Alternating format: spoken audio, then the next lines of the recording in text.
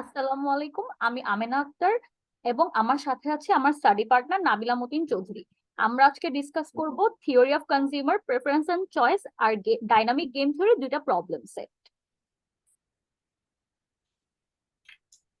আচ্ছা, আমাদের ফার্স্ট প্রবলেমের কোয়েশ্চেনটা হচ্ছে, consider a choice rule C dot defined over a budget set B and assume it satisfies the weak axiom of reveal preference.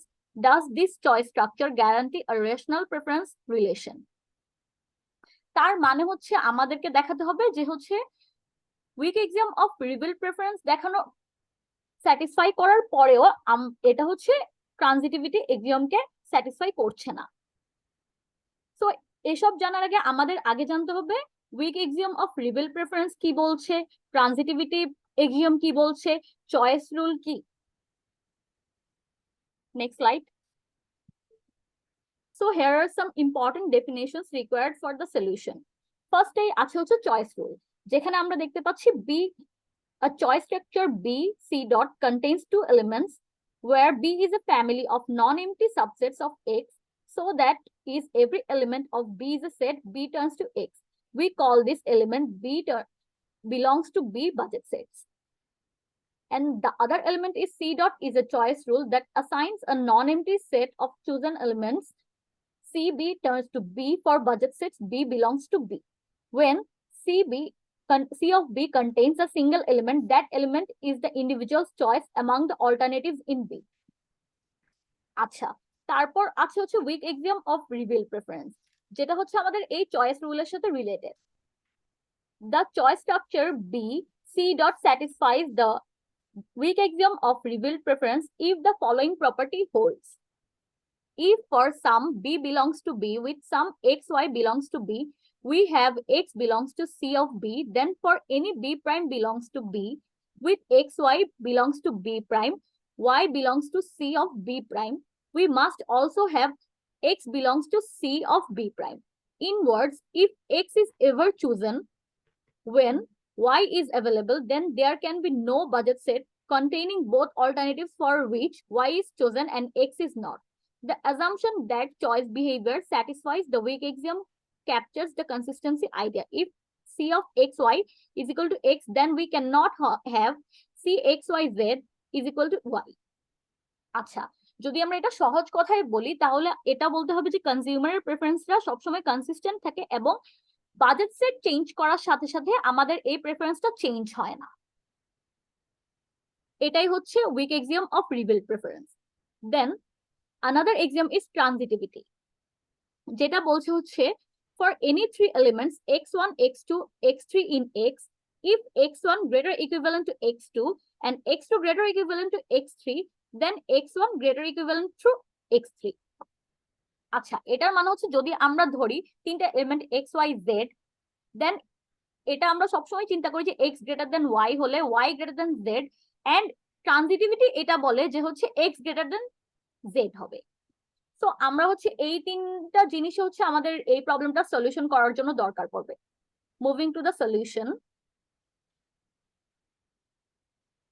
ফার্স্টে আমরা হচ্ছে একটা কনজাম্পশন সেট নিব, যেটা হচ্ছে x is equal to x y z, এবং তারপর হচ্ছে আমরা বাজেট সেট নিব যেখানে b equal to x y y z x z. Now আমরা হচ্ছে একটা সিম্পল চয়েস রুল কনসিডার করতে পারি, যেখানে হচ্ছে একটা সিঙ্গেল এলিমেন্ট সিলেক্ট করা হয় সব সময়। লাইক যদি c is equal to x y হয়, দেন ওখান থেকে আমরা চুজ করতে পারি x, আফটার দ্যাট আমরা ওয়াই জেড থেকে y চুজ করলাম, দেন এক্স জেড থেকে z চুজ করলাম। এবং এই চয়েস রুলটা হচ্ছে উইক এক্সাম অফ রিভিল প্রেফারেন্সকে স্যাটিসফাই করছে। and this choice rule implies that c is equal to xy is equal to x, which entails x greater than y, এবং যখন আমরা yz থেকে y কে নিচ্ছি that entails y greater than z. But if the preference relation was rational, that means satisfying transitivity, then আমাদের কাছে এটা আমরা পাবো যে হচ্ছে if x greater than y এবং y greater than z, তাহলে হচ্ছে x greater than z হবে। কিন্তু আমরা এখানে দেখতে পাচ্ছি যে হচ্ছে চয়েস রুলের মধ্যে এক্সজেড সি যখন এক্সজেড এর মধ্যে থেকে জেড কে চুজ করছে, তখন ওটা হচ্ছে আমাদের এই ট্রানজিটিভিটি রুলকে কন্ট্রাডিক্ট করছে। That means the decision maker only selects bundle Z when both X and Z were available to him. Therefore, this choice rule entails Z greater than X, which contradicts the transitivity rule. That means আমাদের এইটা হচ্ছে weak axiom of reveal preference K satisfy করছে, কিন্তু হচ্ছে rational preference relation এর কোনো guarantee দিচ্ছে না, which means it doesn't satisfy the transitivity axiom. Nabila, বুঝতে পেরেছো? হ্যাঁ হ্যাঁ, বুঝা গেছে। তার মানে আর কি আমরা হ্যাঁ, it was নিজের a মতো করে basic, মানে নিজের মতো খুবই করে তিনটা, সহজ ছিল। হ্যাঁ, নিজের মতো করে তিনটা আলাদা আলাদা এক্সাম্পল বান্ডেল সেট নিজে নিজে ক্রিয়েট করে পুরো ওইটা আবার হ্যাঁ নিজে হ্যাঁ হ্যাঁ, চয়েস ওখান থেকে করে হচ্ছে পরে আমরা কনক্লুশন ড্র করব। চয়েস রুল দিয়ে সিলেক্ট করব, দেন হচ্ছে সিলেক্ট করার পর আমরা জাস্ট দেখবো যে এটা হচ্ছে ট্রানজিটিভিটি কে হচ্ছে স্যাটিসফাই করছে নাকি না। বুঝতে পারছি। থ্যাংক এইটুকুই, ইউ, খুবই ঠিক আছে। সিম্পল ছিল এটা। হুম হুম। আচ্ছা ঠিক আছে, তাইলে আমরা নেক্সট প্রবলেম সেটে আমরা মুভ করি, যেটা হ্যাঁ, হচ্ছে ওকে। আমি বুঝাবো। সেটা হচ্ছে গেম থিওরির একটা প্রবলেম সেট এখানে আছে, যেটা হচ্ছে মেইনলি আমাদের mixed strategy of Nash equilibrium, pure strategy of Nash equilibrium, and then finally আমরা প্রবাবিলিটি বের করব, যেমন লবি এন্ড নো লবি। এখানে একটা লবিং গেমের প্রবলেম সেট দেওয়া। তো এখানে দুইটা ফার্মের মূলত কনসিডার করা হয়েছে। তো পে অফ ম্যাট্রিক্স আমার এখানে দেয়া আছে, আমরা দেখতে পারতেছি।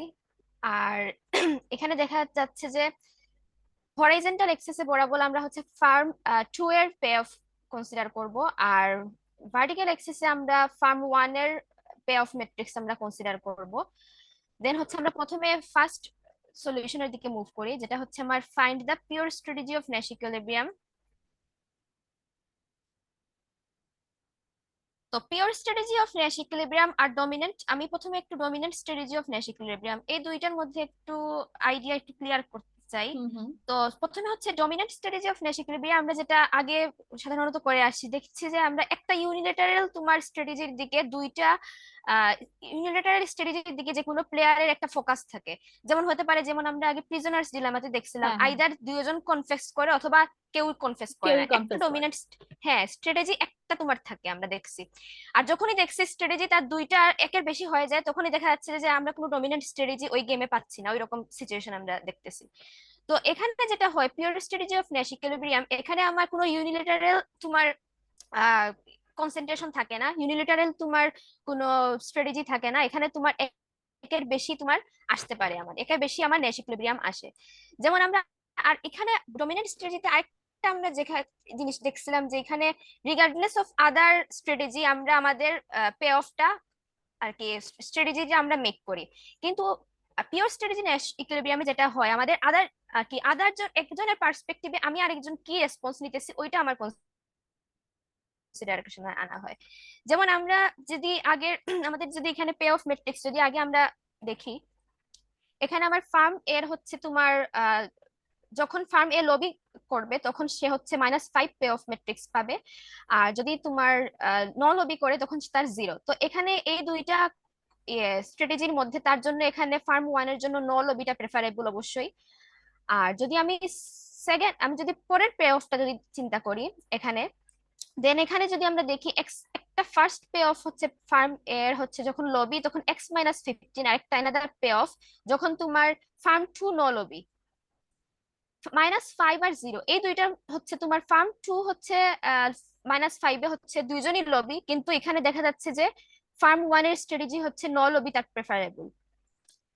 তো যখন আমার ফার্ম 2 হচ্ছে লবি করবে তখন আমার ফার্ম 1 এর বেস্ট রেসপন্স ফাংশন হচ্ছে বা বেস্ট রেসপন্স স্ট্র্যাটেজি হচ্ছে তোমার নো লবি, নো লবি। যখন ফার্ম 2 লবি করবে। হ্যাঁ হ্যাঁ। আর যখন ফার্ম 2 আমার নো লবি খেলবে, যেহেতু আমার ফার্ম 2 এর হচ্ছে হরাইজন্টালি ফার্ম 2 এর স্ট্র্যাটেজি, তো ফার্ম 2 যখন আমার নো লবি করবে, আচ্ছা আমি নোটেশন দিয়ে এটা ভালো করে sorry, এটা তো পয়েন্টার, কোটা এটা মনে হয় পয়েন্টার একটা আছে না, এটা মনে হয় পয়েন্টার, হ্যাঁ এটা। ফার্ম 2 যখন আমার নো লবি, ফার্ম 2 আমার এখানে হচ্ছে ফার্ম 2 এর নো লবি, কিন্তু এখানে ফার্ম 1 এর আবার লবি, যেহেতু ভার্টিক্যালি ফার্ম 1 আমি কনসিডার করতেছি। তো ফার্ম 2 যখন আমার নো লবি, তখন হচ্ছে ফার্ম 1 এর আবার স্ট্র্যাটেজি দেখা যাচ্ছে যে এই দুইটার মধ্যে একটা। এখন এখানে একটা আননোন প্যারামিটার আছে এক্স। তো আমি সাধারণত জানি না আমি এক্স এর ভ্যালু কত হবে। তো এখন এখানে ফার্ম 1 আমার লবি সিলেক্ট করবে যদি এই পে অফ ভ্যালুটা আমার 10 এর চেয়ে গ্রেটার দেন হয়, তাই না?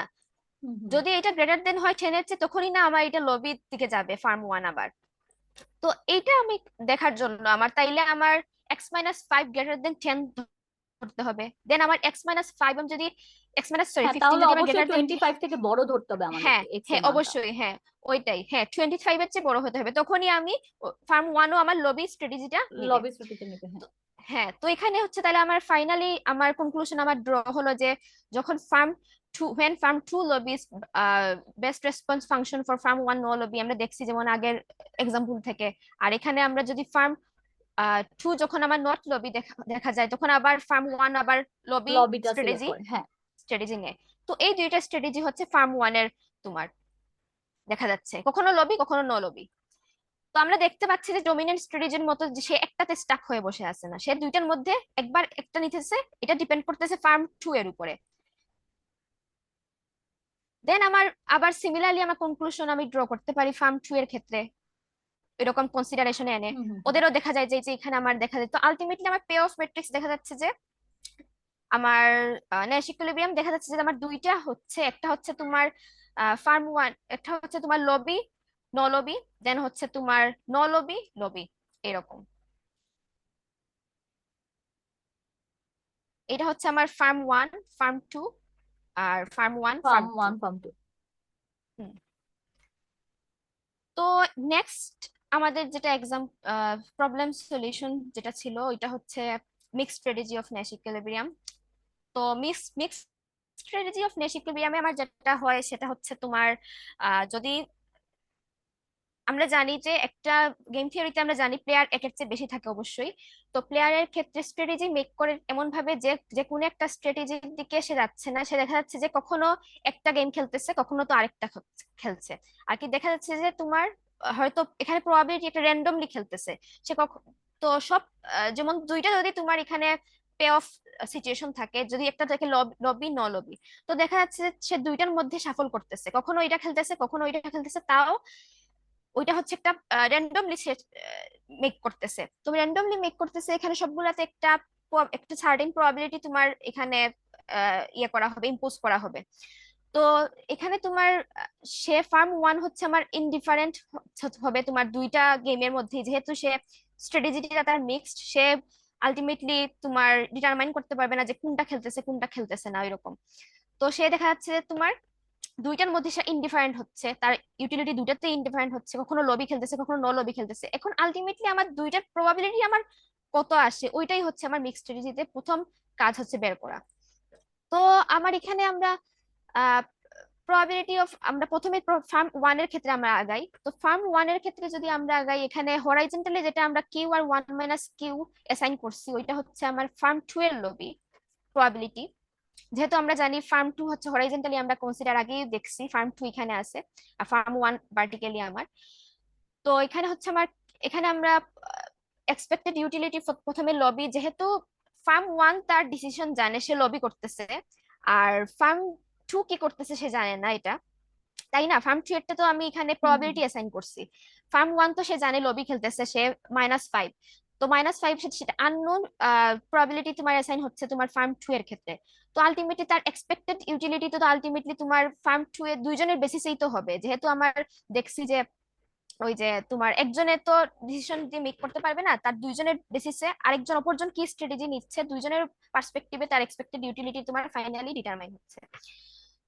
তো এখানে তোমার এক্সপেক্টেড ইউটিলিটি আমরা দেখতেছি ইজি ক্যালকুলেশন, যেমন -5 ইন্টু কিউ আমরা এখানে হচ্ছে, দেন হচ্ছে আবার যদি আমরা লবিতে যদি সেকেন্ড সেকেন্ড কলামে যদি যাই, তো সেখানে হচ্ছে x-5, আর এখানে হচ্ছে ফার্ম 2 এর 1 মাইনাস কিউ ছিল নো লবি।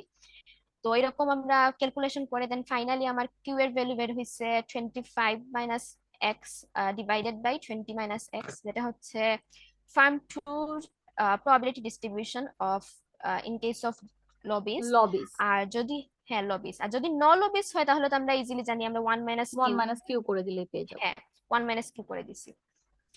দেন সিমিলারলি আমরা ফার্ম 2 এর ক্ষেত্রে সিমিলারলি অ্যাপ্লিকেশন আমরা ইউজ করব, অ্যাপ্লাই করব, সিমিলার রুলস আমরা অ্যাপ্লাই করে আমরা এক্সপেক্টেড ইউটিলিটি দুইজনের আর কি দুইটারই ইকুয়াল যখন হবে, ইনডিফারেন্ট হবে, তখন তার স্ট্র্যাটেজি কি মেক করবে ওইটা আমরা দেন এগার আর কি এগুলাম।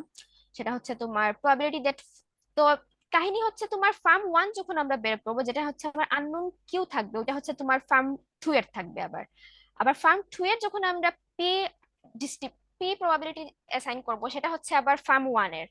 হুম হুম হুম। দুইটাতে আর কি কিন্তু ভাইস ভার্সা আর কি, উল্টাপাল্টা আর কি, সোয়াপ করা আর কি, প্রবাবিলিটিটা সোয়াপ করা দুইটাতে। তো এটা একটু খেয়াল রাখতে হবে।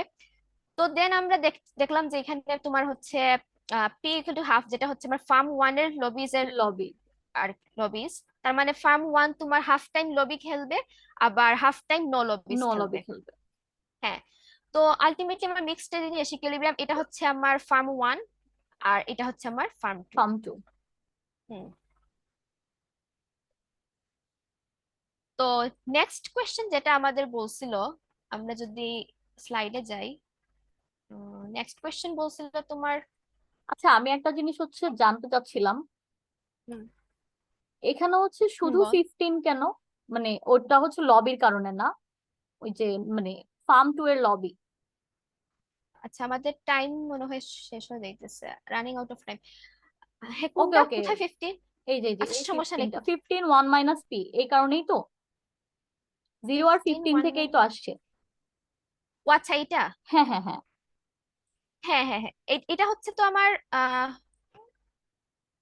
এটা তো ফার্ম 2 এর ক্ষেত্রে, ফার্ম 2 এর ক্ষেত্রে হ্যাঁ হচ্ছে তো হ্যাঁ হ্যাঁ, আমার মাইনাস হরাইজন্টালি 5। মাইনাস 5 তোমার হচ্ছে পি হ্যাঁ মাইনাস হ্যাঁ, ফার্ম 2 এখানে মাইনাস 5 পি, আর দেন হচ্ছে তোমার লবির ক্ষেত্রে তোমার 15 15। ওকে ওকে 15 1 মাইনাস পি এইটা, ওকে ওকে, নেক্সট। আর দেন এটা তো তোমার 0 আর 10।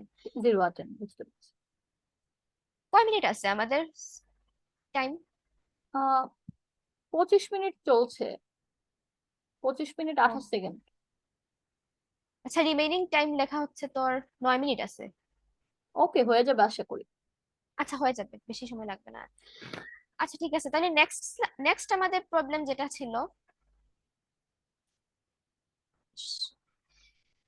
এখানে বলছে নেক্সট কোয়েশ্চনে ছিল আমার যে probability that outcome lobby no lobby, এই দুইটা পে অফ এর আউট আর কি প্রবাবিলিটি, এই দুইটা পে অফ হওয়ার প্রবাবিলিটি আমার বের করতে।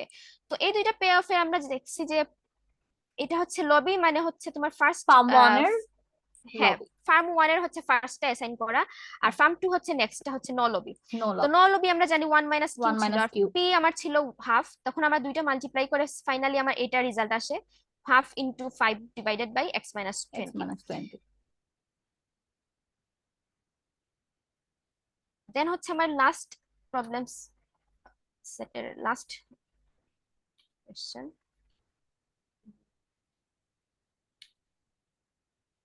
শুনতেছে না কেন?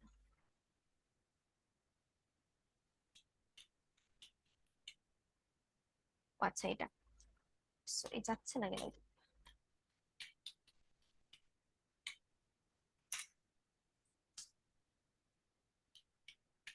আচ্ছা এটা আসছে। তো আমার লাস্ট কোয়েশ্চেনটা ছিল যদি আমার এক্স এর ভ্যালু ইনক্রিজ হয় তাহলে আমার প্রবাবিলিটি ভ্যালুতে কি পরিমাণ চেঞ্জ আসবে, আমরা একটু দেখি। কোয়েশ্চেনটা একটু আবার দেখাই তাহলে ইজি হবে। How does your result in part C varies as x increases? তো আমার সিটা আমরা যে রেজাল্ট পাইছিলাম লবি নন লবি, তো এটার তোমার ভ্যালু কি পরিমাণ চেঞ্জ হবে বা কি পরিমাণ ডিফার করবে যদি আমার এক্স ইনক্রিজ হয়, সেটা হচ্ছে আমরা মেইনলি ডিতে এক্সপ্লেইন করব।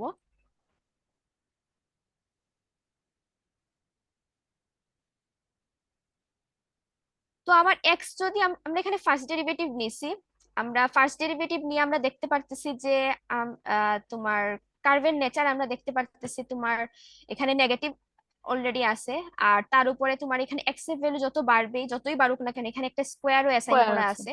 এক্স স্কোয়ারও অ্যাসাইন করা আছে। এক্স এর ভ্যালু যতই বাড়বে তোমার দেখা যাচ্ছে যে এখানে তোমার ভ্যালুটা তোমার নেগেটিভে আসবে। তো আর এখানে আমরা আগের ইয়েতে দেখছিলাম আমরা যে পে অফ ম্যাট্রিক্সে এক্স গ্রেটার দেন 25, যেহেতু আমার লবি আমার ছিল ওই যে হাইয়েস্ট পে অফ, আমরা কনসিডার করছিলাম যদি 25 এর চেয়ে বেশি আসে। তো সেই হিসাবেও আমরা দেখলে খেয়াল করলে আসে যে এখানে তোমার নেগেটিভ রেজাল্টই আসে। তো আলটিমেটলি এটা তোমার পে অফটা তোমার প্রবাবিলিটি ডিস্ট্রিবিউশনটা তোমার এরকম একটা গ্রাফ একটা ক্রিয়েট হয়, একটা ডাউনওয়ার্ড স্লোপ আমার গ্রাফ আমি পাবো। দেন হচ্ছে আমরা আরেকটা কনসিডারেশন এখানে আনা যায়, যেমন যদি আমার x-15 প্লাস এখানে সম্ভবত হ্যাঁ 0, হ্যাঁ এখানে এগ্রিগেট পে অফ যদি আমরা খেয়াল করি, তুই যদি একটু দেখিস খেয়াল করে একটু দেখ, যদি সেকেন্ড কলামের উপরে যেটা আছে এগ্রিগেট পে অফ ছিল x-15 আর 0, হ্যাঁ হ্যাঁ হ্যাঁ তাই না? হ্যাঁ। হ্যাঁ। তো এই এই পে অফ ছিল, দেন এর ঠিক নিচেরটা ছিল 10 10। 10 আর 10। হ্যাঁ হ্যাঁ 10 আর 10।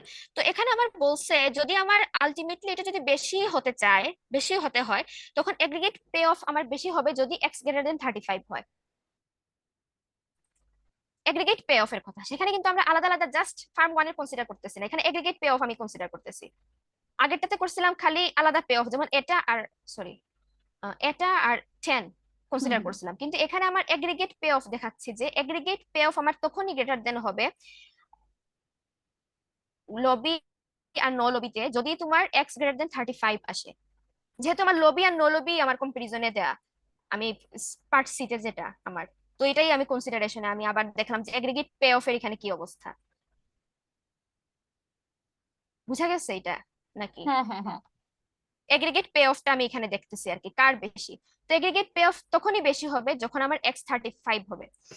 তো এখানে আমরা ফাইনালি আমরা কনক্লুশন ড্র করতে পারি যে farm 1 obtains when it is the only farm lobbying x-15 is so high that aggregate profits become larger than in that case in which no farm lobbies। তো এইখানে তোমার ওদের দুইজনেরই দেখা যায় যে তোমার ওদের ইফিশিয়েন্ট অ্যালোকেশন, তোমার এগ্রিগেট পে অফ যদি এটা যেহেতু বেশি আসে তখন দুইটা প্লেয়ার ক্ষেত্রে স্ট্র্যাটেজি মেকের ক্ষেত্রে এটা তোমার ওদের জন্য ইফিশিয়েন্ট হবে, সোশ্যালিও অপটিমাম হবে এই অ্যালোকেশনটা। এগ্রিগেট আউটপুট যেটা বেশি আমার, হুম। সোশ্যালি অপটিমাম পয়েন্টটা ওইটা হবে তোমার লবি নো লবি যদি এক্স গ্রেটার দেন 35 আসে। আচ্ছা, তার মানে হচ্ছে আমার যখন হচ্ছে নো ফার্ম লবিস হবে তখন হচ্ছে এগ্রিগেট প্রফিটটা হুম, লার্জার হবে, এটাই তো? হ্যাঁ হ্যাঁ হ্যাঁ। ওকে, শেষ এই তো প্রবলেমটা? আমাদের, হ্যাঁ আমাদের তো শেষ, এখানেই শেষ আজকে, দুইটা প্রবলেমই ছিল। থ্যাংক ইউ সবাইকে।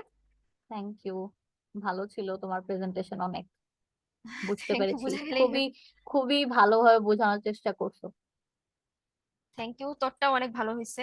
আশা করি যারা দেখবে ভিডিও হয়তো তাদেরও ভালো লাগবে। Okay, let's end this. Okay, okay, thank you everyone. Thank you.